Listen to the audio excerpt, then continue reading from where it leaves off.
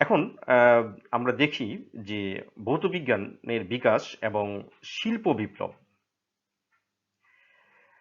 তো এক্ষেত্রে আমরা দেখব যে আমরা যদি বলি যে 1751 সাল থেকে 1890 সাল পর্যন্ত বিজ্ঞানের যুগকে আমরা বলছি ক্লাসিক্যাল যুগ। এই যুগে তড়িৎ বিজ্ঞানের আহ, প্রভৃত উন্নতি হয়, ফলে আহ, বিদ্যুৎ বিজ্ঞানের একটি স্বর্ণযুগও বলা হয় এই যুগটাকে। এখানে আছেন ভোল্টা, ওয়েস্টেড, ফেরাডে, এম্পিয়ার, ওহম, ম্যাক্সওয়েল প্রমুখ বিজ্ঞানীর আবির্ভাব হয়। এ সময় বিদ্যুৎ বিজ্ঞানের উন্নতির ফলে বিভিন্ন যন্ত্রপাতির আবিষ্কার শুরু হয়ে যায়। এর ফলে ব্রিটেনে শিল্পক্ষেত্রে একটি বৈপ্লবিক পরিবর্তন সাধিত হয়। শিল্পক্ষেত্রে এই পরিবর্তনের ফলে ইংল্যান্ডের শিল্প বিপ্লব সৃষ্টি হয়। এই জন্য আমরা বলছি ইংল্যান্ডের শিল্প বিপ্লব নামে পরিচিত। 1660 সালে রয়্যাল একাডেমি প্রতিষ্ঠার ফলে ব্রিটেনে এবং এর প্রতিবেশী দেশসমূহের লোকদের মাঝে বিজ্ঞানের মানসিকতা সৃষ্টি হয়। নিউটন এবং অন্যান্য বিজ্ঞানীদের গবেষণালব্ধ বিষয়ের সাথে যুগ হয় কারিগরি এবং যন্ত্রপাতি উন্নতির সাধন হয়। ফলে উৎপাদনের কলা কৌশল উন্নত এবং কারিগরি জ্ঞানের বিকাশ ঘটে তখন। জেমস ওয়াটের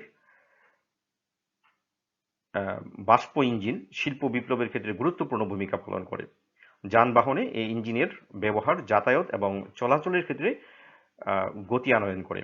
এ সময়ে ধাতু গলানোর চুল্লি আবিষ্কার হওয়ার ফলে লোহা এবং ইস্পাতে শিল্পের অভাবনীয় অগ্রগতি সাধিত হয়।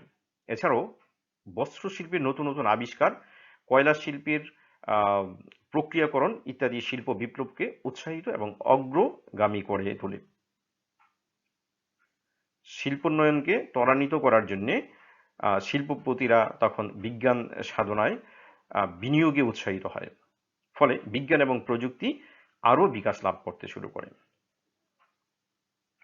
ক্লাসিক্যাল যুগে আবিষ্কারসমূহ ইউরোপকে শিল্প বিপ্লবের দিকে নিয়ে যায়। এছাড়াও এ যুগে হ্যান্স ক্রিশ্চিয়ান ওয়েস্টেড তড়িৎ প্রবাহের চৌম্বকীয় আবিষ্কার করেন, যেটি খুবই গুরুত্বপূর্ণ একটি আবিষ্কার। এবং এই আবিষ্কার Michael Faraday, Joseph Henry Lenz কে পরিচালিত করে তড়িৎ চৌম্বক আবেশ প্রক্রিয়ায় চৌম্বক ক্ষেত্র থেকে তড়িৎ প্রবাহ উৎপাদনে উদ্বুদ্ধ করে। এবং সেই ক্ষেত্রে আমরা দেখি যে পরবর্তীতে আমরা তড়িৎ যে প্রবাহ অর্থাৎ চৌম্বক ক্ষেত্র থেকে তড়িৎ ক্ষেত্রের যে উদ্ভব সেই বিষয়টি আমরা এখানে পাই। এবং এ থেকে যান্ত্রিক শক্তি থেকে আমরা কিভাবে তড়িৎ শক্তিতে রূপান্তর করতে পারি সেই কৌশলটি এখানে আমরা পাই।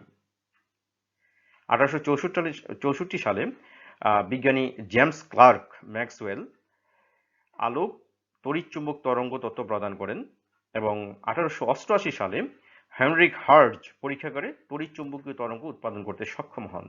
1996 সালে মার্কনি তড়িৎচুম্বক তরঙ্গ ব্যবহার করে অধিক দূরত্বে মোর্স কোডের সংকেত, মানে যেটাকে আমরা বলছি ইলেকট্রোম্যাগনেটিক ওয়েভ এক জায়গা থেকে আরেক জায়গায় যে পাঠানোর যে বিষয়টি, সেই বিষয়টি তিনি তখন দেখান এবং ফলে বেতার যোগাযোগ এর জন্ম লাভ করেন।